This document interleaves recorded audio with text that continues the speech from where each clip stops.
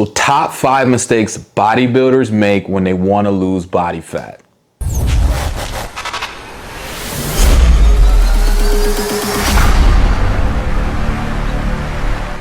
Top 5 mistakes bodybuilders make when they want to lose body fat. So if you're just a normal person going to the gym and you want to gain muscle, or you're looking to alter your body composition, meaning you want to lose your body fat and increase your muscle mass, you are a bodybuilder. So listen up, because this applies for you. If you're thinking about going on a diet in the near future, here are 5 things that you do not need to do if you want to make sure you are steadily increasing your performance while you're dieting. If you want to make sure you maintain all your muscle mass, you want to make sure you also feel great while you're doing this process, okay? The number 1 mistake I see a lot of bodybuilders make when it's time for them to diet is they cut sodium, they cut salt. So let's break down sodium, but let's keep it very simple, okay? Sodium is your body's main electrolyte. It works with extracellular fluid, so it means it works outside of the cell. When we train, some people can lose up to 3,000 to 4,000 milligrams of sodium. So if you ever look at a nutrition label and you're familiar with sodium, that is a lot of salt that gets lost if you're training in a hot environment and you're sweating a lot. Sodium also helps with nutrient absorption. So when you're in a caloric deficit, when you're dieting, you're not taking in as much food. So that means you need to get your most bang from your buck from your food to make sure you're staying properly, getting the proper nutrition while you're dieting. So you need sodium in that process too. And last but not least, probably the most important one is muscle contraction. So if you're looking to maintain your strength, you maintain your performance, and also maintain like your cognitive ability too as well, you need sodium. Do not cut sodium, keep your sodium the same. So don't go over to those Mrs. Dash's sodium-free things. Don't go over to the salt-free meats. Keep those same foods in that you were using while you're in the maintenance or while you were bulking up to gain muscle mass, okay? Number 2, this one's gonna be really important because you see a lot of people going over to low-carb diets. So I'm gonna say, do not cut your carbs. You need carbs. Carbs are gonna be really important for you bodybuilders. You bodybuilders are concerned about, for 1, cosmetics, and 2, performance, okay? Cosmetics, why is carbohydrates important? Carbohydrates mainly works when it goes into your body by storing in your muscles, and that's called muscle glycogen.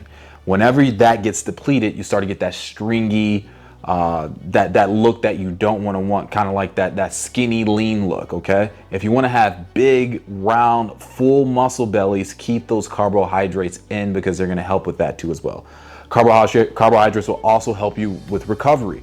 Carbohydrates, because they are protein sparing, so meaning you're not going to have to consume as much protein if you're eating carbohydrates while you're dieting. So here's like a rule of thumb. When you start to diet, go into a small deficit. Yes, take out some carbohydrates. Yes, take out some fats.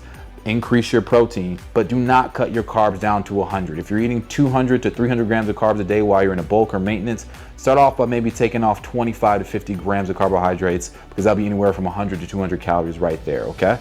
Don't cut them down too low. Give yourself places to go, so you don't want to cut out too much in the beginning, okay?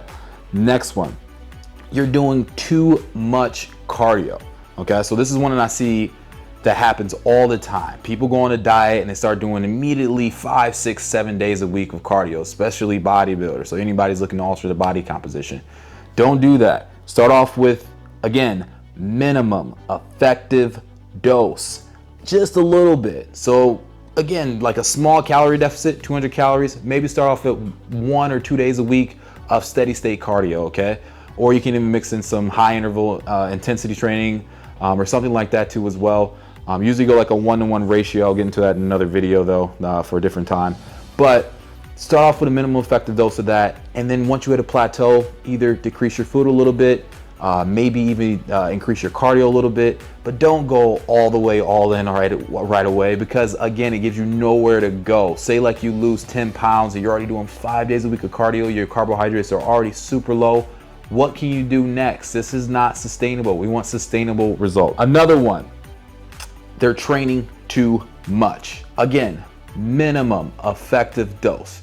If you were doing 4 days a week while you were at maintenance or while you were bulking, so when you were looking to add some lean muscle tissue, don't start doing 6 days a week once you start to diet. I know your heart's in the right place. I know you're thinking like, okay, I want to increase my daily expenditure. Yeah, you're right. But again, you want to give yourself somewhere to go. So if you're training 4 days a week, keep 4 days a week. add in a little bit of cardio, maybe add in a little bit more volume to what you're already doing. So it's like if you're doing like a 3x5 one of those days, maybe go to like a 4x5, or even go up to like a 3x8. Increase the volume within those days first before you add on another day when you start to diet. And truth be told, a lot of people, if you're doing everything consistently, you don't have to make those too much adjustments to your training. Adjust your diet first, because that's the most important thing. Again, remember, the training is only going to stimulate the change, but the nutrition and lifestyle is going to create it. So use that training when you're dieting to keep those results, to keep that strength, to keep that performance. So use that as a stimulant and not something that you're actually using to drive those results. That's gonna be your nutrition, your lifestyle, okay? And this one, probably honestly the least important, but it is important. Taking out creatine. Don't take out creatine when you're dieting, okay? Creatine is not just a bulking supplement. Creatine draws water into the muscle cell. It's great if you have sodium too as well, because they'll work hand in hand. One is working intercellular, one's working extracellular. And with muscle contraction, that's a huge part of ATP, which what creatine helps with. So that's basically like the energy in that cell, okay? So you need both of those hand in hand, and especially if you are somebody who's looking to maintain performance while you're dieting, meaning like you don't want to lose all your strength, meaning you want to feel good, you want to feel strong. Keep creatine in there, because that is going to help you. Take with the creatine monohydrate.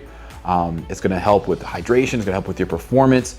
You don't need any other type of creatine, but keep that in while you're doing this, okay? All right, be sure to like, subscribe to the channel, hit the notification bell.